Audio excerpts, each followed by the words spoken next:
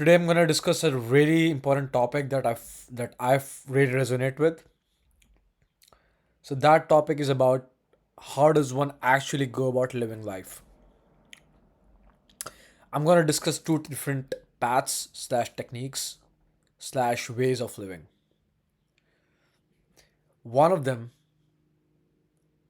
is actually pretty simple. It's very simple, very effective, and actually works for most of the people. The first path is actually just doing and feeling what you're feeling in the moment, what chemicals you're feeling, what desires you have, what primitive inflections you feel, and you just go exactly with that. You feel your instincts, you feel your gut feelings, you feel your desires, and you just go with that. That is the first way of living. That's the first effective way of living. The second way is a little bit twisted in the sense that you actually do not care about your feelings, at least initially. The first thing that you do in this process is you actually write down and envision exactly who you want to be, exactly step by step with every micro minute detail you point out and you write down and you formalize who you want to be, what you want to be, what type of things that person does, what are your aspirations, and how that person is actually being is he operates, he or she operates, and how they are being in the world. You precisely know what do they do. You exactly know what do they do, and then you literally cold turkey change your try to change at least with enough willpower. You actually just become that person with every micro minute details. You become that person. You find out who do what that person does, and you literally change your actions and your habits exactly according to that. You figure out systems that literally that person would follow and do, and you do exactly that. Once you do exactly that, you're gonna feel an initial resistance while doing it because you are initially not that person, but you wanna be that person. There's gonna be a feeling misalignment.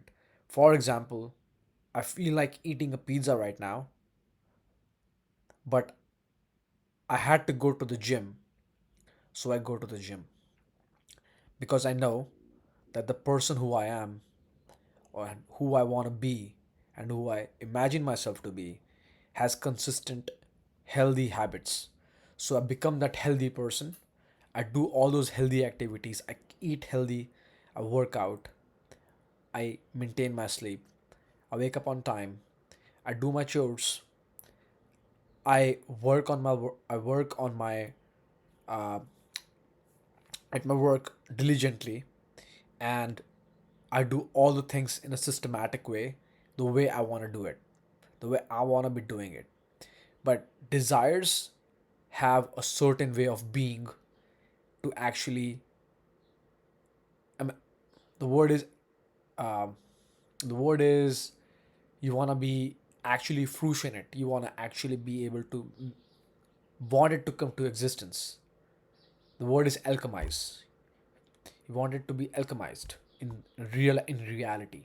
And the way to alchemize is to just being that person who does that, who lives that life. And in that process, you're initially going to feel some misalignment. Then you cut off your feelings and you work exactly on the systems and processes that that person would do. And very soon, very soon, you become that person because your internal alignment will start to shift and your mind will notice that this is the process, this is who I want to be, this is how I want to be, and your internal physiology will get anchored to this new identity. And once that happens, your feelings would literally be guided by your mind, and it will be channeled in that new identity. So now your feelings and your chemicals flowing in your body will be literally morphed into that identity, and it will actually start to create a positive effect. It will start to create a positive flywheel where good feelings actually get wired with these new habits, and it's just a positive flywheel from there, that identity has a new momentum behind it, which is your feelings, and then the channel gets aligned, and then you are that new person, and then you're living your life in that lane. So there's two ways: just living your life exactly the way you want to feel right now, and just keep living like that, and that might as well be a good way to enjoy your life. And then you would, at your deathbed, you would say, i lived my life I lived my life exactly the way I felt.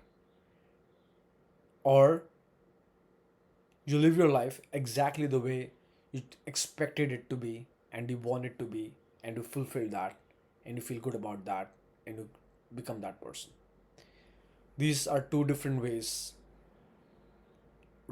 systematic step by step ways, where a person can actually live their life amazingly, in a good way, in a effective way. Now, why is this effective?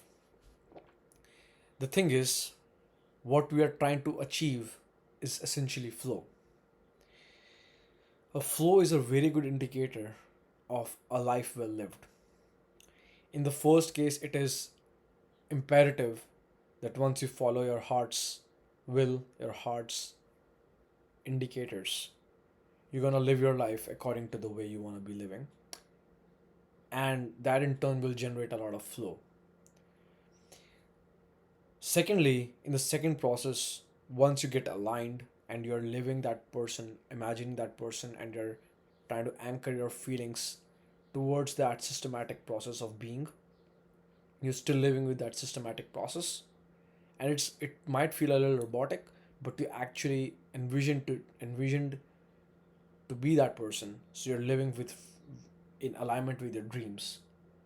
And that itself, you can say it's living in a dreamy state initially, and then that becomes a reality. But the point being the point being that it generates flow at the end, that your desires and your feelings do get wired again, and then itself you actually live, the two paths converge, and you are living in alignment, and that creates flow. And it's a great indicator of our life being lived well, and that's the right outcome we're looking for, right indicator we're looking for: flow.